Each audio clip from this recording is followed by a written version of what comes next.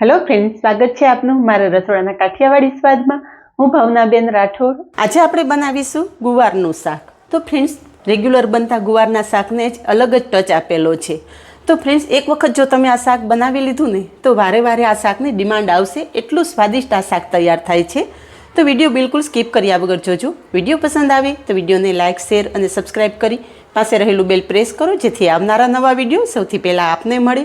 તો ચાલો ચટપટા મસાલા સાથે એકદમ નવી રીતે ગુવારનું શાક બનાવીએ। ગુવારનું નવું અને સ્વાદિષ્ટ શાક બનાવવા માટે અહીંયા મેં 150 ગ્રામ જેટલો ગુવાર એકદમ તાજો અને કૂણો લીધેલો અને આ રીતે મીડિયમ સાઇઝના ટુકડા કરી લીધા છે। તો સમારેલો ગુવાર સાઈડ પર રાખી દેશું। અહીંયા મેં અડધો કપ ચણાનો લોટ ચાળીને લીધેલો છે। ચણાનો લોટ એક પ્લેટમાં લઈ લેશું। ચણાના લોટ સાથે થોડા મસાલા કરી લેશું। અડધી ચમચી લાલ મરચું, અડધી ચમચી જેટલો હળદર પાવડર, અડધી ચમચી ધાણા જીરું, સ્વાદ પ્રમાણે મીઠું, ચપટી જેટલો અજમો હાથેથી ચોળીને ઉમેરી દઈશું, જેથી સ્વાદ સરસ આવશે અને શાક પચવામાં હળવું રહેશે। એક ચપટી જેટલા જ કુકિંગ સોડા ઉમેરશું, એક ચમચી તેલ ઉમેરશું અને સાથે અડધા લીંબુનો રસ ઉમેરશું। બધો મસાલો સરસ મિક્સ કરી લેશું।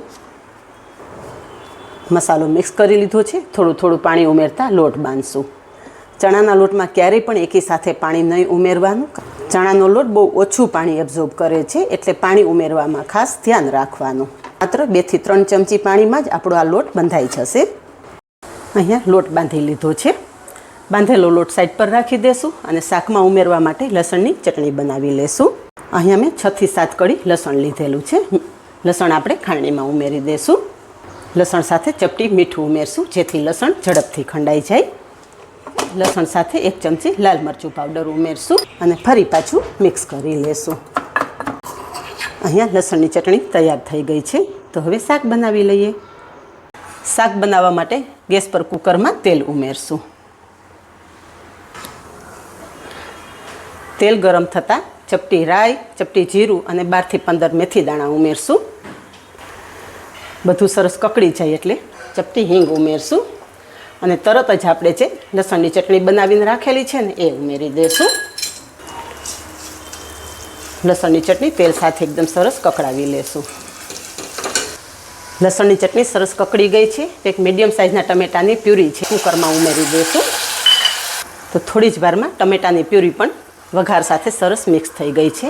તો સમારી રાખેલો ગુવાર છે એ પણ કુકરમાં ઉમેરી દઈશું। ગુવારને મસાલા સાથે સરસ સાંતળી લેશું।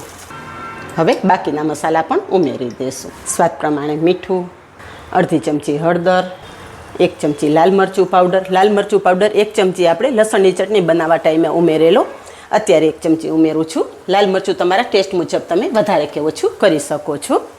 અને 1 ચમચી ધાણા જીરું પાવડર ઉમેરશું।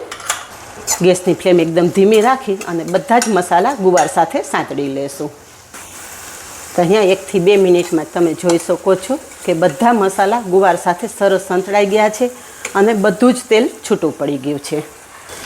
મસાલા એકદમ સારી રીતે સંતળાઈ જાય ને એટલે 1.5 ગ્લાસ જેટલું પાણી આપણે કુકરમાં ઉમેરશું।